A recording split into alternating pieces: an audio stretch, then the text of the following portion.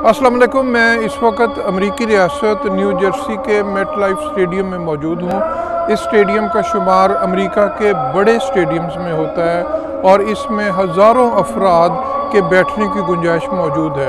आज से 2 साल कबल इस स्टेडियम में पहली बार मुस्लिम अमेरिकन कम्युनिटी ने ईद उल फितर की नमाज अदा की, जिसमें हज़ारों लोग मौजूद थे। और उस वक़्त इस स्टेडियम में 2 जमातें हुई ईद की, और दोनों जमातों में जो नमाजी शामिल हुए उनको मिलाकर कुल तादाद 50,000 से तजावज़ कर गई। लेकिन आज इस स्टेडियम में पहली बार कोरोना वायरस वबा के बाद ये पहला इज्तिमा हुआ है जिसमें मुस्लिम अमेरिकन कम्युनिटी ने हस्बे साबक नमाज ईद अदा की गई, लेकिन SOPs और गाइडलाइंस की वजह से यहाँ पर 50,000 मुसलमानों को नमाज ईद अदा करने की इजाज़त देने की बजाय SOPs के पेश नज़र रखते हुए सिर्फ 750 लोगों को इजाज़त दी गई कि वो आज इस स्टेडियम में नमाज अदा कर सकें, और उन्होंने ये नमाज अदा की।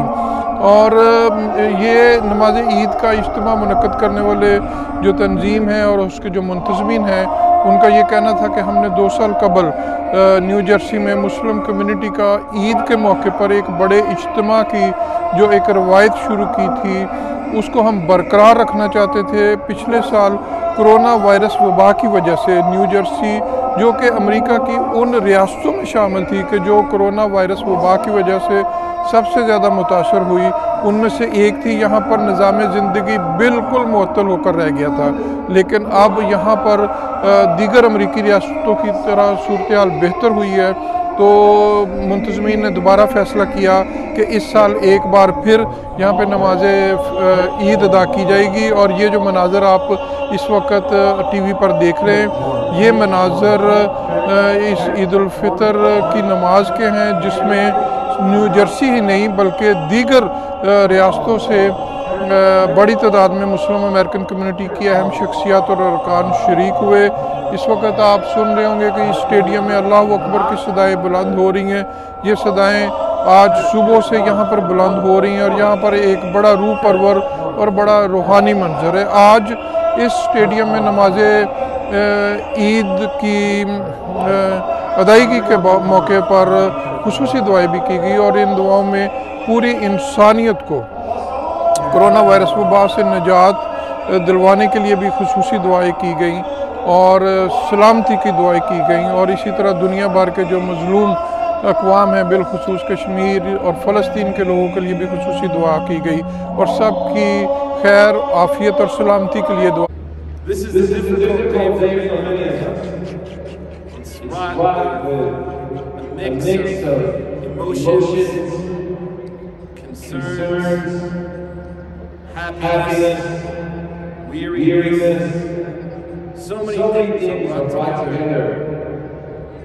Those of us who, like myself, going through very close to me, are keenly aware of the challenges that Muslims have been facing in India.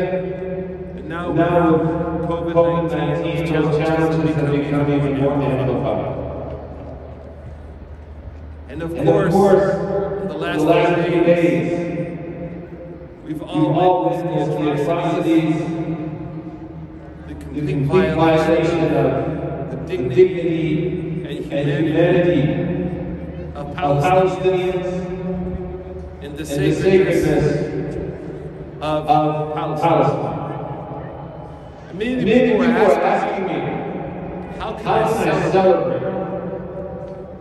How can I celebrate Eid when so many things are happening in India, Pakistan, Kashmir, and in particular now in Ethiopia and in Palestine? I want us to remind ourselves of two very important things. Number one, that Eid is not a typical celebration. Eid is not a shallow capitalist holiday that we see all around us in this country. Eid is something more different. It's much more deeper. It has a great meaning.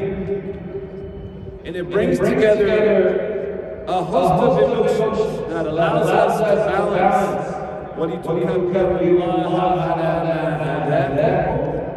celebrating and praising Allah's guidance with a righteous rage and a seething anger at the world. आज की इस ईद नमाज के इज्तिमा में जिन अहम शख्सियत ने कलीदी किरदार अदा किया उनमें ख्वाजा खतीब साहब भी शामिल हैं। ख्वाजा खतीब साहब से हमने जब बात की कि कैसे एक दफ़ा फिर इस साल नमाज ईद का इज्तिमा मुनक़्क़द करने के बारे में फ़ैसला किया गया, तो ख्वाजा साहब को कुछ ये कहना था। देखिए, पहले तो आपको पता है कि एक साल तो हम वबा के जद में आ चुके थे, समझे ना, तो काफ़ी वक्त बहुत ही बुरा गुजरा है। अभी भी आप देखें हालात बहुत बुरे हैं इस वक्त भी। तो एक साल में तो उस वबा की वजह से, कोरोना की वजह से हम लोग कर नहीं पाए। तो अभी हम लोग जो फ़ैसला किए हैं करने का, 50,000 और 500 लोगों में फ़र्क ये है, वो ये है कि एक तो ये जो कोविड के रिस्ट्रिक्शंस इन्होंने लगा दिए हैं, CDC गाइडलाइंस के तहत इन्होंने एक लिमिट लगा दी है यहाँ पे कि भाई इससे ज़्यादा लोग, 500 से 700 से ज़्यादा लोग यहाँ पर नहीं आ सकते। एक वजह वो है। दूसरी, हमने जो फ़ैसला असल जो किया है नमाज़ पढ़ने का को तो तरजीह, वो तो दूसरी हमारी ये है। मेन हमारा मकसद एक इंडिया की रिलीफ के लिए डोनेशन इकट्ठा करना था।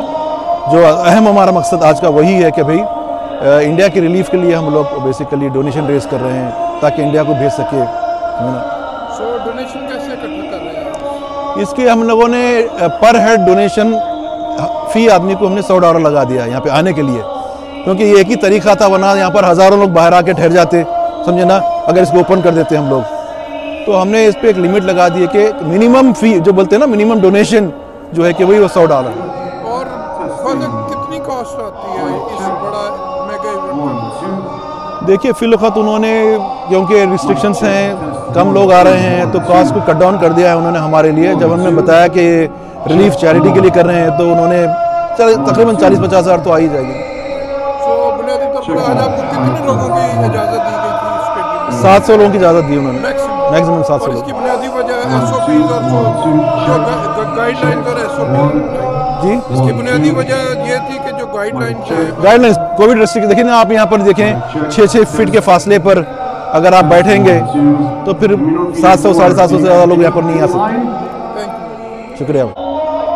अभी आप सुन रहे थे ख्वाजा खतीब साहब को कि ख्वाजा खतीब साहब ने बताया कि किस तरह आज एक बार फिर यहाँ पर नमाज ईद के इज्तिमा का फ़ैसला किया गया। आज नमाज ईद के इज्तिमा से कबल मुस्लिम अमेरिकन कम्युनिटी के अहम इस्लामिक स्कॉलर्स ने भी इस इज्तिमा से खिताब किया और ख़िताब के दौरान उन्होंने कुरान और हदीस की रोशनी में ईद उल फितर और मुस्लिम अमेरिकन कम्युनिटी और दीन इस्लाम की अहम तालीमात के मुख्तलिफ पहलुओं पर रोशनी डाली। इस स्टेडियम में गुज़श्ता 1 साल के दौरान कोरोना वायरस वबा के दौरान सरगर्मियाँ एक अरसे तक तो बिल्कुल बंद रहीं, मुअत्तल रहीं, लेकिन उसके बाद यहाँ पर गेम्स हुई, बाज़ गेम्स हुई, लेकिन वहाँ पर सिर्फ खिलाड़ियों के खेलने की इजाज़त थी और तमाशाइयों को इजाज़त नहीं थी। और अब कोरोना वायरस वबा, जिसको 1 साल से ज़ायद का अरसा हो गया, न्यू जर्सी की गवर्नमेंट की जानब से ये फ़ैसला किया गया है कि इस स्टेडियम में 50% कैपेसिटी के साथ तमाशाइयों को और फैंस को गेम्स देखने की इजाज़त दी जाएगी, लेकिन वो फैंस एक साथ नहीं बैठ सकेंगे। उन्हें SOPs का, सोशल डिस्टेंस का और हेल्थ डिपार्टमेंट की गाइडलाइंस का भी फ़ैसला करना पड़ेगा। अमेरिका भर में मुस्लिम अमेरिकन कम्युनिटी ने हस्ब रवायत इस साल भी बड़े जोशो खरोश के साथ और अक़ीदत व एहतराम के साथ ईद उल फितर मनाई। बड़े इज्तिमात मुनक्कद हुए।